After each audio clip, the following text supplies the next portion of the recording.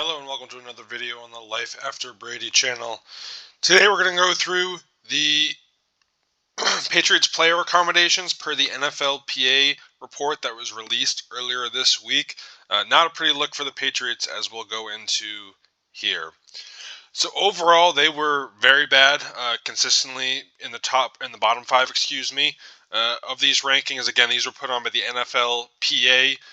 One thing to note, the Chiefs were also very bad, and as Jeff Schwartz pointed out, 7 of the last 10 Super Bowl winners were near the bottom of this list. So does this translate to success on the field? Not necessarily. Actually, not at all sometimes, but it is, as you're trying to, lure free agents in, you're trying to keep players, which will be a big part of their offseason, with that large salary cap available to them. These are the things working against you. We'll go into more detail in a couple of these, but want to point out a couple off the top. Weight room and strength coaches, absolutely the bottom of the league. A poor look, especially in terms of you want to develop guys. Guys coming out of college early in their early to mid 20s, they're going to need to develop in the weight room, and Patriots being the bottom of that has kind of shown up of their lack of ability to develop players. The other one is treatment of families was pretty low. This is basically looking at how families are treated on game day. The Patriots struggle with that due to a lack of babysitting and a lack of private rooms for them. The last thing is the culmination of the two, the head coach and the ownership. The ownership's really a culmination, which we'll go into in a second. But the head coach being ranked 27th, I think that partly shows why there's a new head coach in Foxborough in 2024. So treatment of facilities, they were 30th in the league, third to last. Biggest reason being not offering a family room or daycare to families on the day of games. It goes really with the overall picture. The facilities there are about 20 years old. What was in mind in 2001, 2002 are not the same as 2024. Players looking for more accommodations in that way. That may have been a nice feature in 2002. It's a necessity in 2024 of treatment of the families. You can see here. As we said, the weight room.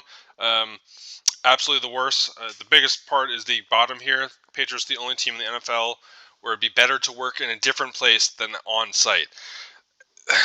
That's just not what you want to see. As the facilities overall, I thought it was a little striking. Steve Belichick's podcast on the Greenlight podcast with Chris Long last week, he made reference to just what a difference it is being in Washington at a college facility versus being in New England. Now, he was talking about, windows and the view of overlooking Puget Sound.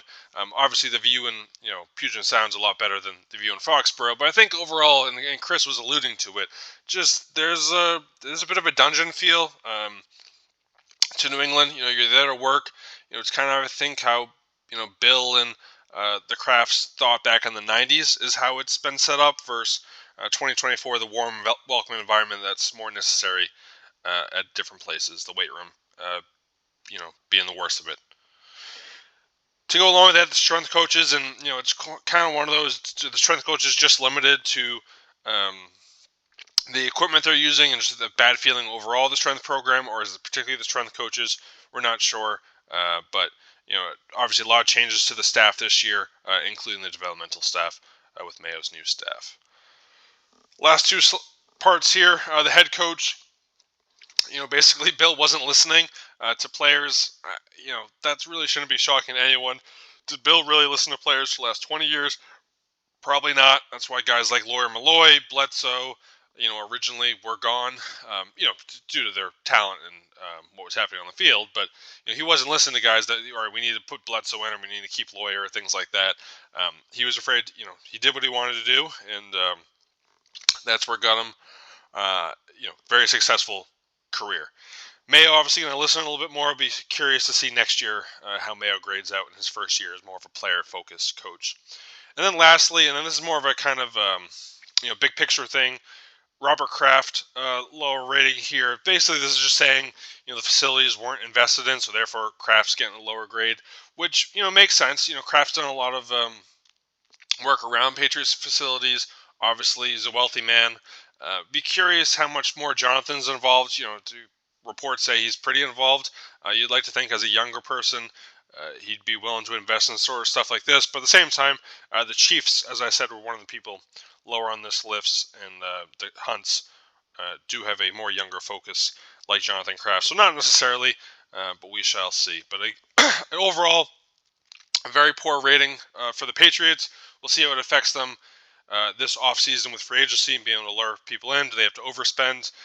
The other thing I'll add, it's been a rough couple of years in New England on the field, and some of that translates to me to these results. Guys are upset, guys with their roles, their situations, life in general. Therefore, when they're completing surveys like this, they're obviously going to go a little bit lower. That's all we have for you today on Life After Brady. If you enjoy the video, please like and subscribe, and check us out next time.